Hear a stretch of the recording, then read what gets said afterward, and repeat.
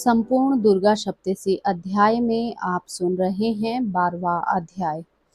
जो बिजली के समान प्रभाव वाली सिंह के ऊपर स्थित भाला और ढाल लिए 8 कन्याओं से युक्त तथा हाथों में चक्र, गदा, तलवार, ढाल, बाण, धनुष, त्रिशूल लिए और धनुष की डोरी को तर्जनी अंगुली में टंकार करती हुई मस्तक पर चंद्रमा को धारण किए हुए है, ऐसी 3 नेत्रों वाली देवी दुर्गा को स्मरण करता हूँ। ओम देवी बोली, हे देवताओं, जो पुरुष इन स्तोत्रों के द्वारा एकाग्रचित्त होकर मेरी स्तुति करेगा, उसके संपूर्ण कष्टों को निसंदेह दूर करूंगी। मधुकैटभ के विनाश, महिषासुर के वध और शुंभ निशुंभ के वध की जो मनुष्य कथा कहेगा, मेरे महात्म्य को अष्टमी, चतुर्दशी एवं नवमी के दिन जो मनुष्य एकाग्रचित्त होकर भक्ति पूर्वक सुनेगा, उनको कभी कोई अनिष्ट स्पर्श नहीं कर सकेगा। पाप नहीं रहेगा, पाप से उत्पन्न हुई विपत्ति भी उनको नहीं सता सकेगी। उनके घर में कभी दरिद्रता नहीं रहेगी और ना उनको कभी प्रियजनों का विछोह ही होगा। इतना ही नहीं, उन्हें शत्रुओं से, लुटेरों से, राजा से, शस्त्र से, अग्नि से तथा जल की राशि से कभी भय नहीं रहेगा। इसलिए प्रत्येक मनुष्य को भक्ति पूर्वक मेरे इस कल्याणकारक महात्म्य को सदैव पढ़ना और सुनना चाहिए। यह परम कल्याण कारक है। मेरा महात्म्य महामारी से उत्पन्न हुई संपूर्ण उपद्रवों को एवं आध्यात्मिक आदि तीनों प्रकार के उत्पातों को शांत कर देता है। जिस घर में, मंदिर या जिस स्थान पर मेरा यह स्तोत्र विधि पूर्वक पढ़ा जाता है, उस स्थान का मैं कभी त्याग नहीं करती और वहां सदा मेरा निवास रहता है। बलिदान, पूजा, होम तथा महोत्सव में मेरा यह चरित्र उच्चारण करना तथा सुनना चाहिए। बलिदान, पूजा, हवन मनुष्य चाहे जानकर या बिना जाने करे, मैं उसे तुरंत ग्रहण कर लेती हूँ। शरद काल में प्रत्येक वर्ष जो महापूजा की जाती है, उसमें जो मनुष्य भक्ति पूर्वक मेरा यह महात्म्य सुनता है, वह सब विपत्तियों से छूट जाता है और धन धान्य तथा पुत्र आदि से संपन्न हो जाता है। इसमें तनिक भी संदेह नहीं है। मेरे इस महात्म्य वह भार्व की सुंदर कथाओं इत्यादि तथा युद्ध में किए हुए मेरे पराक्रम को सुनकर मनुष्य निर्भय हो जाता है।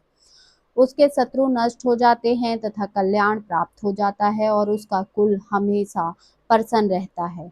जो मेरे महात्म्य को सुनता है, सर्व शांति कर्म में बुरे स्वप्न दिखाई देने तथा ग्रह जनित भयंकर पीड़ा उपस्थित होने पर मेरा महात्म्य श्रवण करना चाहिए। सब कष्ट शांत हो जाते हैं तथा भयंकर स्वप्न दिखाई देना बंद हो जाते हैं तथा घरेलू दुख इत्यादि सब मिट जाते हैं। बाल ग्रहों में ग्रसित बालकों के लिए यह मेरा महात्म्य परम शांति का देने वाला है। मनुष्य में फूट पड़ने पर यह भली भांति मित्रता करवाने वाला है। यह महात्म्य समस्त दुराचारियों के बल का नाश करने वाला है। इसके पाठ मात्र से राक्षसों, भूतों और पिशाचों का नाश हो जाता है। मेरा यह महात्म्य मनुष्य को मेरी जैसी सामर्थ्य की प्राप्ति करने वाला है।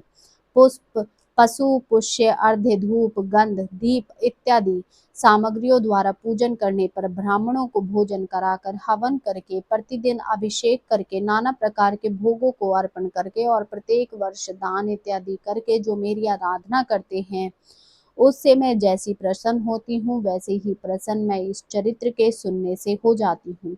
यह महात्म्य श्रवण करने पर पापों को हर लेता है तथा आरोग्य प्रदान करता है।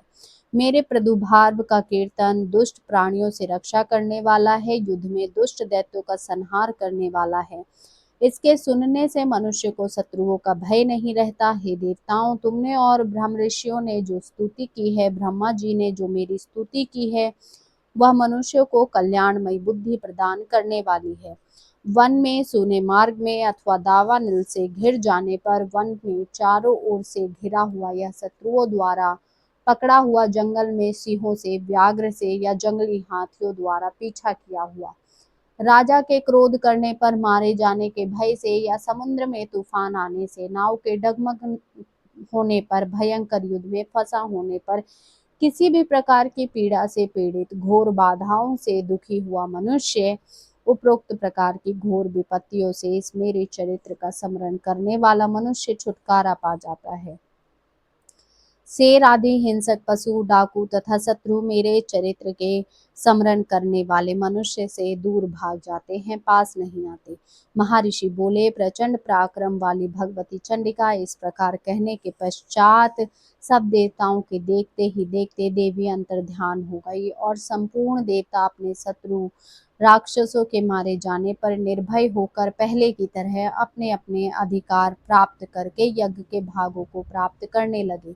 शेष दैत्यों का हाल सुनिए। जब देवताओं का शत्रु शुंभ युद्ध में मारा गया, जो शुंभ संसार को विध्वंस करने पर तुला हुआ था, जो अतुल पराक्रमी भयंकर दैत्य था, उसके तथा निशुंभ के मारे जाने पर शेष दैत्य पाताल लोक में भाग गए।